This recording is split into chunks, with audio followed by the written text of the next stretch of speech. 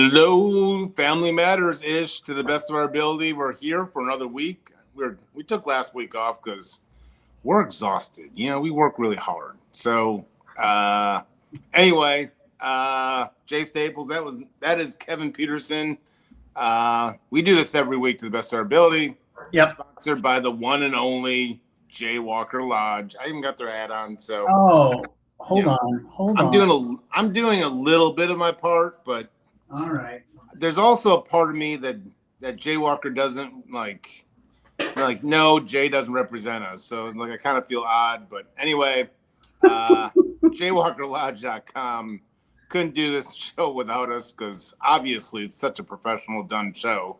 And the talent on this show alone. Now, let me just tell you. But Kevin, how you doing? It's unparalleled is the word you're looking for. I'm good, Jay. It's great to see you, buddy. It's really great to see you. I love it. I don't know why we don't do this every day. This is just so much fun. We answer your questions. We ease your fears, calm your fears, ease anxiety, whatever you want to call it. Keep the questions coming. And so I thought I'd do something a little bit different, Kevin. So instead of just kind of being all over the place and me kind of tripping over my words and stuff, we're going to go with kind of a theme. So I've kind of went back on, keeping a theme. And so I want to go to specifically, we've got questions and let's just say, people in treatment, family members, let's just start with this. Family members are curious, what is their role once their loved one is in treatment?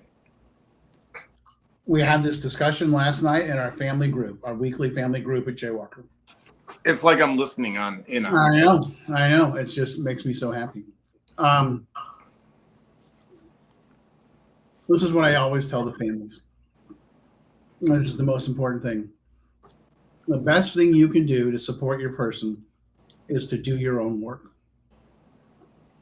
Happy families come from happy individuals. Happy individuals work on their shit. Everybody has shit. And we're going to talk about your childhood. And so while your person, I know that's coming and it still trips me up. While your person is in treatment, that's an opportunity for you to be looking at your stuff too and digging in because so here's my other catchphrase. You can't expect them to do something you're not willing to do.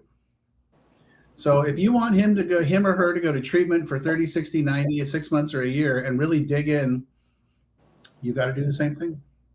You don't got to go to treatment, but you got to be willing to dig in. And that's why we have an online education program. That's why we do our weekly meeting. That's why we do our family weekends. And those things aren't just all la-di-da-di funny. They're heavy intensive of, hey, we're going to teach you how to communicate. We're going to teach you about attachment and anxious attachment and how that relates to trauma and how that relates to addiction. And the parents always come away with oh my God, but that's the thing, man. And which goes to the bigger theme. And what I always say is the best, way to help him is to fix the family system. If the family system changes, he has to change in order to be a part of it. That's just how it works. You and I are products of that. When our families were like, we're not doing this anymore. We were like, wait, hold on. You're serious this time. And the way you get a family to do that is through psychoeducation and helping them understand, everything we were doing instinctively was 180 degrees wrong. But it's okay. That's just, it's instinctive to try to grip harder, So that's the answer.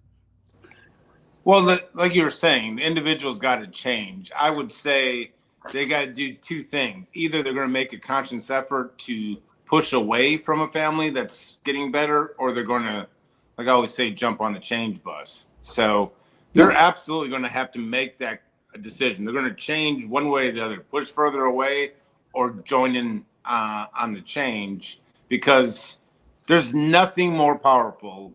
I will say, like, you're nothing more powerful from coming from an addict that saw a family start doing some changes and talk differently.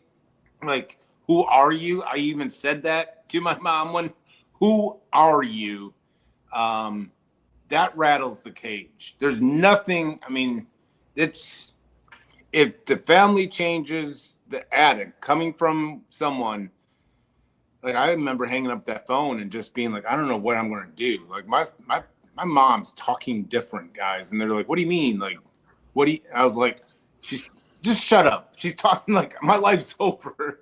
Yeah. I mean, exactly. And then I had another guy go, my mom started doing that 2 weeks ago. Like, I was like, God, it's contagious.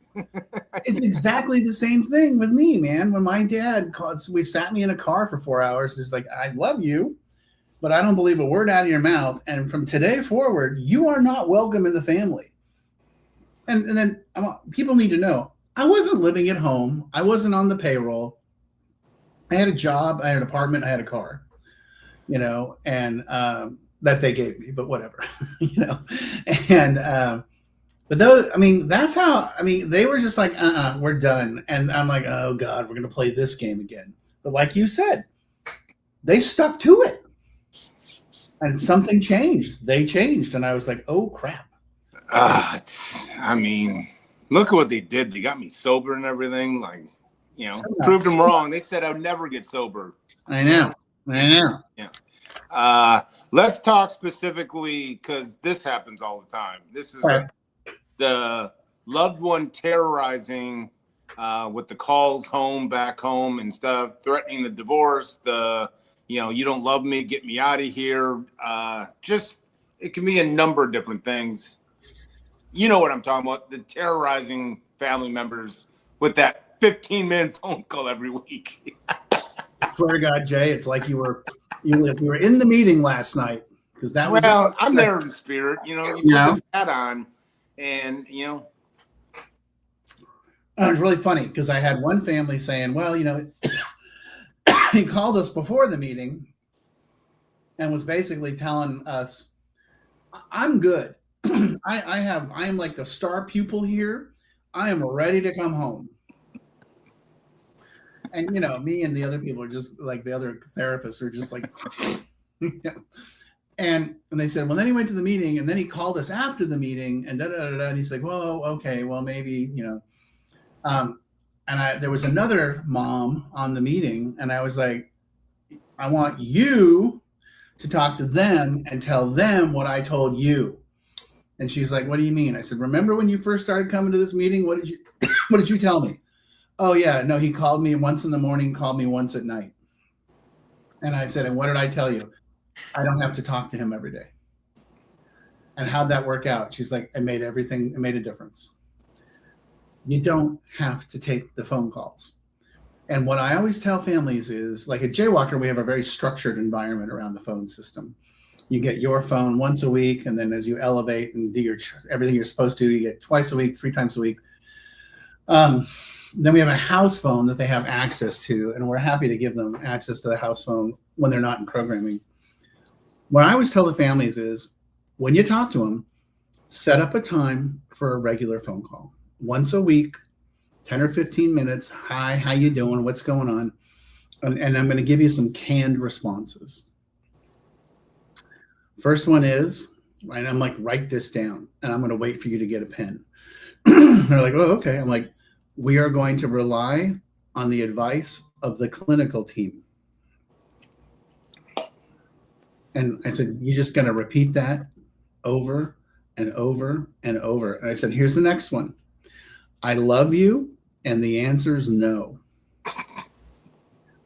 And they're like, I'm like, write it down, you know. So you're going to be repeating these things.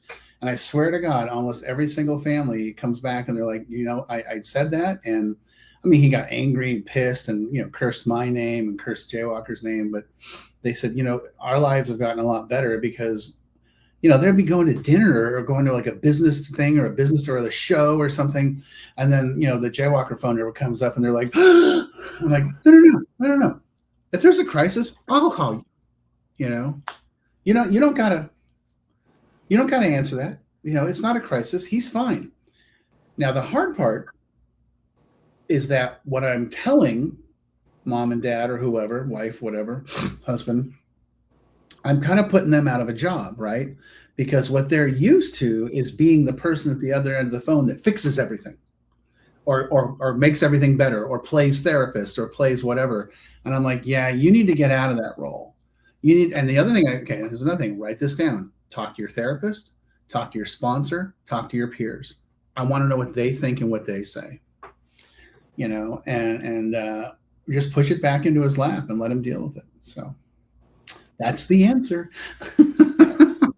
It reminds me of my mom. She would sleep with like every phone under her pillow when I was out running the streets per se or something like that. But in a sense, like, thankfully, my last treatment center there was one day, it was Sundays, and it wasn't late night either. So, I mean, it cut off at like 7 p.m. or something.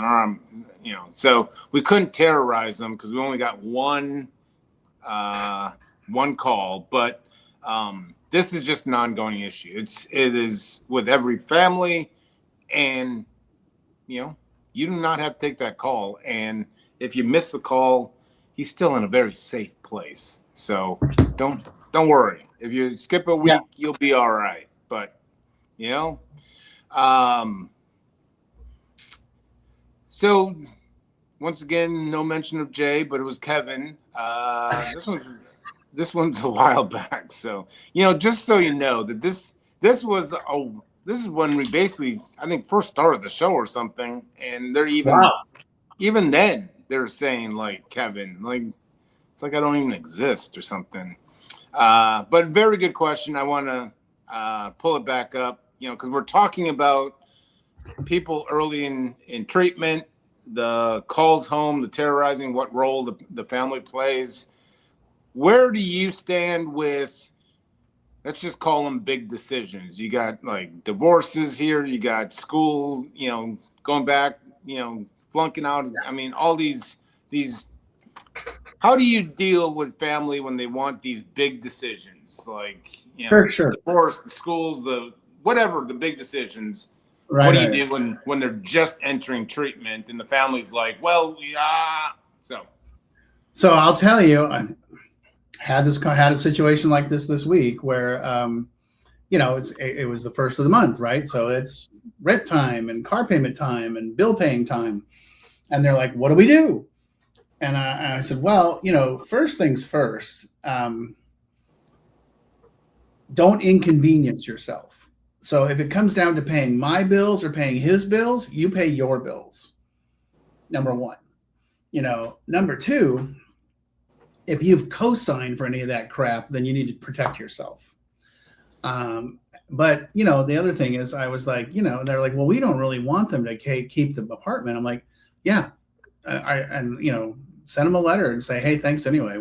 He's not coming back, and we'll come clean out everything. There's nothing wrong with that. Now, I mean, I know they're going to get mad and and, right. But, there's the famous story of, when Columbus came to the United States, or not Columbus. It was one of the Spanish explorers came here, and they landed, and he had the guys break up the boats and build huts from that. And he's like, we were committed. There was no boat home, boat gone, and that's what you kind of got to do. You got to get them committed. The old story, Jay. I have no idea what you're talking about. Like, history is not my thing. Well, so this is the old adage, right? Is that, what the difference between being involved and being committed is? No. In the bacon and egg breakfast, the chicken's involved, but the pig's committed. Yes. You got to get committed, I got halfway through. I was like, oh, yeah. But I mean, just even when they say when you get early in recovery, don't make big decisions or, like so forth. So I think, I started a thing for the new year instead of a new year resolution to pick one word that you want to kind of work on through the course of the year. And I picked patience. And It's not something that, we've never been friends. Let's just be honest with you. I'm reactive. I don't want to. I want instant gratification and so forth. Patience and I are mortal enemies. But I think within families, there's patience isn't a bad virtue here. Like, you don't need to make rash decisions in early recovery. Having patience, like, everything will still be there. You don't need to make these sweeping changes or whatever it may be that you may or may not be in your right mind anyway. So, right. No. That's why they always tell us, right? No relationships in the first year. Of course, I mean, I've still yet to find somebody that followed that, but yeah, that's the thing, man. You're not. I mean, digging back into the homework that I make the parents do. My hero, Dr. Anna Lemke at Stanford University, who wrote Dopamine Nation, she's like, it takes 18 to 24 months for their brains to fully come back. So they may be sober 6 months, 9 months. They're not functionally thinking that way. They're still, the alcoholic behavior, the addict behavior is still in there looking to get out, and like you said, the impatience, the instant gratification, the I want right now, that's still there. And that's going to be in charge. And so that's why you got to be like, we're committed. We're going to be the pig. We're going to be committed. We're going to stay focused. And then you're going to hear crap like, oh, I have treatment fatigue. Oh, I just miss, here's my other favorite one. Oh man, I just don't want to keep taking your money. Yes. Wasting your time.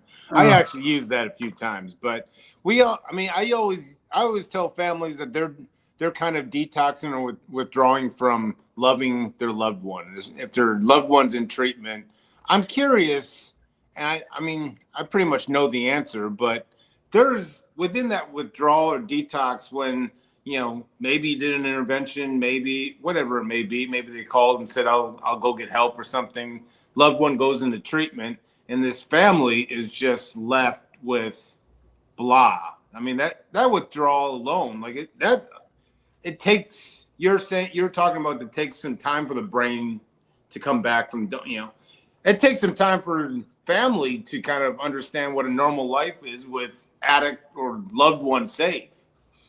Oh yeah.